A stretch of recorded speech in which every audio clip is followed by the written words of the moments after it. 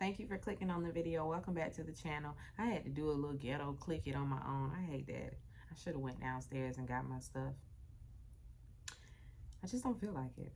Anyway, we are here for the Real Housewives of Potomac Season 8, Episode 15, Fool's Gold. It's day 2. They're still on the beach. Wendy was walking up saying, so what was said, now everybody's quiet. Now nobody wants to speak. Giselle says, we'll talk about it later. No, we can talk about it now. What was said? And so Robin addresses the smirks and the looks. And Wendy says, well, I'm not speaking about it. I ain't got nothing to say about it. I ain't got nothing to say or add when it comes to you and your child, because you've already weaponized your daughter against me. You remember when you said I was giving your daughter dirty looks? Yeah. So I ain't got it. I'm not adding anything. Thank you. Robin reiterates that the dirty looks were offensive. And Karen says, no, y'all are dismissing the fact that y'all do the same thing to one another on any other day. Kiana adds that they're all being shady, you know, and Candace feels like, okay, well, when y'all laugh, it's fine. When I laugh, it's problematic. Like, we're all confused. She says, well, I don't like Giselle. And so, no, I don't have anything for her. I just don't. But when it comes to the girls, of course, I support her. I wish them well. Ashley says, okay, so why the chuckles? And they clarify again, all shade intended for her. For her. It's intended for her. And y'all know that, so don't play. Stop trying to act like you don't know who it was for. This ain't, the smoke isn't for Grace at all. It's for you, lady. It's for you. Robin says, okay, that they're leaving. They're having a birthday party for Ashley. She had planned a Havana-themed party back at home, but they had to cancel due to inclement weather. And so they're going to bring your Havana night outfit to the Havana night dinner tonight for Ashley.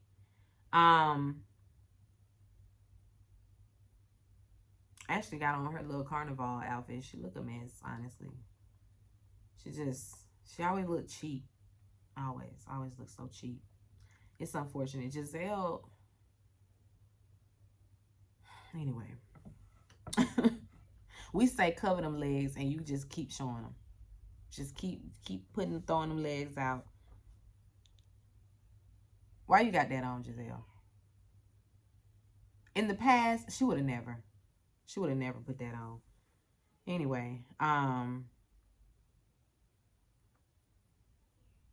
at dinner, Karen asks how Robin and Candace can move forward, and Robin says that what she's experienced from Candace is that, you know, Candace thinks she does nothing. She didn't do anything wrong.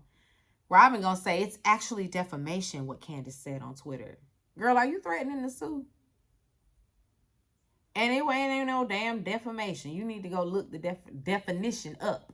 That lady threw her opinions out there, and that's that.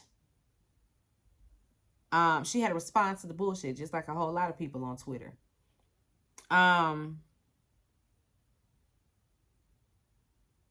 She's just, you know, Robin, I guess, is a victim. Candace is kind of over it. She's just kind of like, okay, Robin, whatever, girl. Whatever you say, girl. You the victim? Okay. you know, this is what I'm open to shutting the fuck up and moving on. Giselle is out, goes back in the house and gets the birthday dessert for Ashley. She brings it out. Ashley jumps in the pool. Wendy pushes me in the pool. Okay, it's a good night. The next morning, the ladies, you know, they're enjoying the views, having breakfast on the phone, all of that. Karen and Giselle go and talk over there at the jacuzzi. And Giselle says, okay, we never talked about why I declined your invitation to Surrey. She feels like when Karen is with is with Wendy and Candace, that she's different. And Karen is immediately annoyed because, girl, are we 12? What are you even saying to me? She said, I ain't straddling no fence or none of that. Like, y'all be wanting me to pick a side. I'm not doing it. Like, no. She's like, why are you the one saying kids are off limits? Girl, because nobody was coming for your kids. Are you dumb? Like, is it a learning disorder? What is it that has you thinking how you think, Giselle? Something is afoot because, girl, I know you fucking lying. Girl, you know them people weren't talking about your kids. You're really trying to spin it. She likes to spin it. She loves to spin it. Not this time. You ain't gonna be able to spin it. We're not doing it. Karen said, if you wanted that said, why you ain't said? That's your daughter. You handle it. You sitting up here talking about me. Girl, you wanted it to be said. Say it. Because Giselle sat there like a mute. So, why am I speaking for you? When you sit right there and can speak for yourself and your child, since you feel like somebody's wrong in your child, she gonna say, I would never let anybody disparage Robin. So who was disparaging Grace, girl? Just hear the bullshit, the fuck shit. Oh, talking about she a good person. Where about? I don't see it. The fruit just ain't there. It's just not bearing fruit like you think it is. Anyway, the ladies head out. You know, they got outings and things to do. The first stop is an old church. They're gonna have lunch and everything. It's like on a cliff, like it's like an old castle type of situation. And of course we have to get a little known fact from Robin from production. This is where Michael Jackson and Lisa Marie Presley got married. Anyway, I don't want to skip nothing. I feel like I was about to skip something. Yep, I was about to skip something. They go to lunch. And Mia asks Karen about, you know, her trainer and everything. And she tells them that his name is Vernon Davis. He's an, I think, is he a retired football player or does he play? I think he's a retired football player. Ashley already knows him. She blushing and all of that. I mean, blushing hard. She get all nervous when they asking, you know, questions about him. So how friendly are you guys? Because she said they're friendly. They, you know, just flirted and they talk on Instagram a little bit. And they like, okay, that's a lot of conversation. Karen, she bragging on Vernon, talking about some, yeah, he's putting it down. And so with those little cues, everybody's running with it like, oh, he putting it down. Doing what? She says she want to work her inner thighs. Oh, inner thighs. Okay, Karen. All right. Karen shares the conversation that she had with Giselle to the group. You know, Giselle feel like I'm different when I'm with y'all. Mia immediately, oh, I agree. She immediately co-signs, immediately. Saying, you know, with us, you're fun.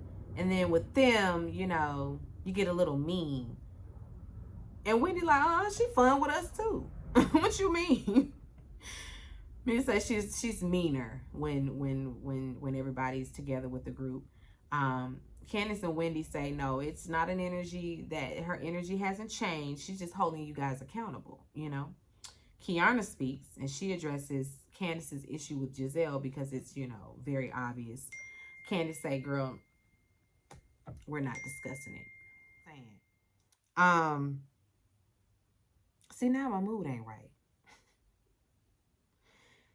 Candace don't want to talk about her issues with Giselle. They're not doing it. That's done. So don't ask. Wendy also doesn't like Giselle. Kiana says that that's the elephant in the room that they're all avoiding. Girl, you're new here. We're not doing this. You're new here. We have talked about those issues ad nauseum. You're new here. And it shows. They split to do the activities. They always splitting up. Anyway. They always splitting up because Giselle always got issue with somebody. And when she got issue with people, then she wants to split the group. Some are doing tennis. Some are doing a little shooting activity. Karen, Candace, me, and Wendy, they play tennis. Giselle, Robin, Ashley, and NECA, and Kiana, they do the shooting activity. Robin asks Kiana, since she's friends with Wendy, if Wendy has ever downloaded on her about the group, you know, prior to them coming around the group. And she says no. I mean, you know, there's some obvious shade, but she never flat out said, I don't like Giselle. And they both looking like, oh, really? So she's not bad mouthing us the way we do her? No, she's not. She ain't thinking about y'all. Y'all the ones mad and upset. So she's always on your mind.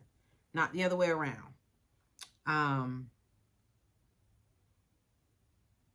The situation with Nneka is a different situation between her and Wendy. You know, she feels like Wendy felt wrong, you know, and culturally speaking, it was all negative, you know, so there's a lot to be said there. Giselle tries to say, well, what about Nneka? You know, she was the one that was wronged. Was she? Kiana, she stands by her friend, you know. The girl, what's her name? Nneka says she's stirring the pot. You know, don't stir the pot. It's already piping hot. Don't come in here trying to add to it. Kiana's like, girl, is there another issue? Because don't try to check me. So they have a little new girl spat, you know, and the old heads sit back and watch like, oh, look at him go. Anyway, over there at tennis, Mia, she says she feeling faint, so she sit down. Candace, she the only one sticks it out and finishes the little activity while everybody else sitting down. You know, they have to chat it up a little bit. She tells them that people used to pay her to put her feet on them at the strip club. And so we talk about foot fetishes, and then we get into Ashley's divorce and how Mia thinks she's a gold digger, just flat out she a gold digger. Mia got that started on purpose because Mia say, I know y'all gonna bring it back to the group, and then we're gonna have something to have. We're gonna have a situation. So go ahead, Mia. Mia been producing. Mia been working, which is why Mia got that first seat next to Andy. That's why Mia got that first seat next to Andy. And I'm Mia be lying, but I kind of like Mia. I kind of like. Let me say this. I like her for this show. She is a good fit for the Housewives franchise. She does what she needs to do. and she's quite funny. She's quite funny. Anyway,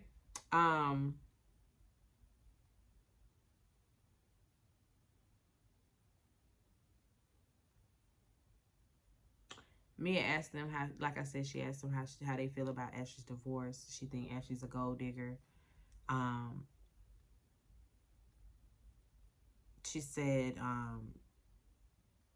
Ashley might be scared to leave, you know, the uncertainty of it all.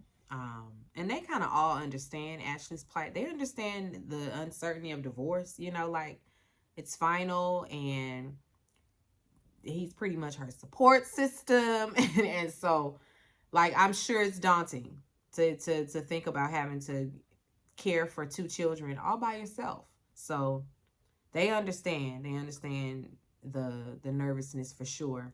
But she's not going to do it. So there's that.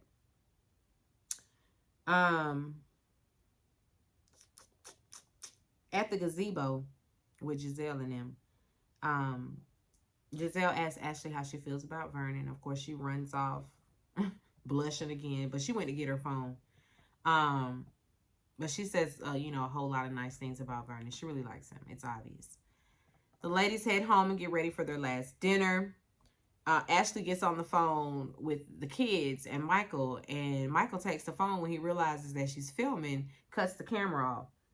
And so now she can't see the kids. Michael say, if you even think about having me on this show, I'm going to sue your ass. So there's that. The ladies head down to dinner. Giselle and Ashley do a few TikToks while they wait. You know, everybody gets to dinner. And Nneka asks how tennis went, and Candace says, you know, it was cool. However, we talked about Ashley's divorce. And Mia, you know, you had a lot to say, right? And Wendy was like, yeah, you said that Ashley was a gold digger. Those words exactly. Mia sitting there like, did?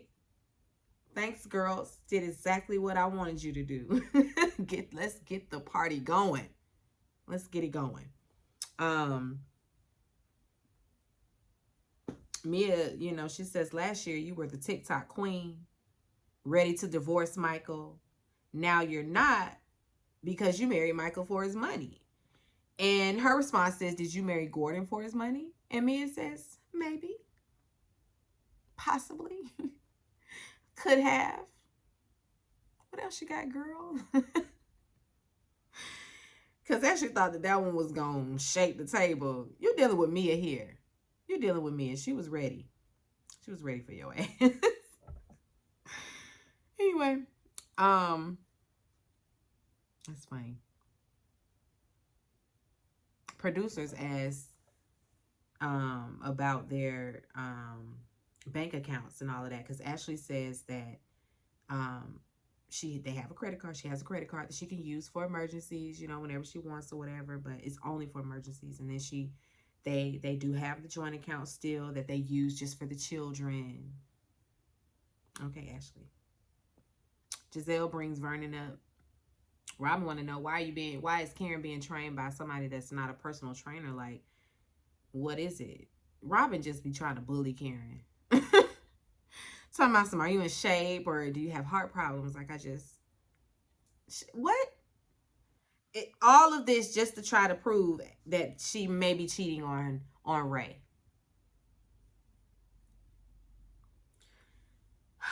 They toast, you know, because we getting up out of there. They toast, and you know, it's back to Potomac next week. Until next time. I'm sorry that the review was late. I know it was late. I should have gotten it to you a lot sooner. It was a really long week. And then today, these kids is home. Their school be trying it. Like, if they're going to have a teacher work day on a Monday, best believe they're going to try to get out of school on that Friday. Not my kids, but the school in general will close school for some reason before a long weekend. And I'm starting to notice a little pattern here. This morning, it's a power outage. And so they say start time is pushed back to 9 a.m. I said, okay, we got a little time. Okay. They came right back with remote learning.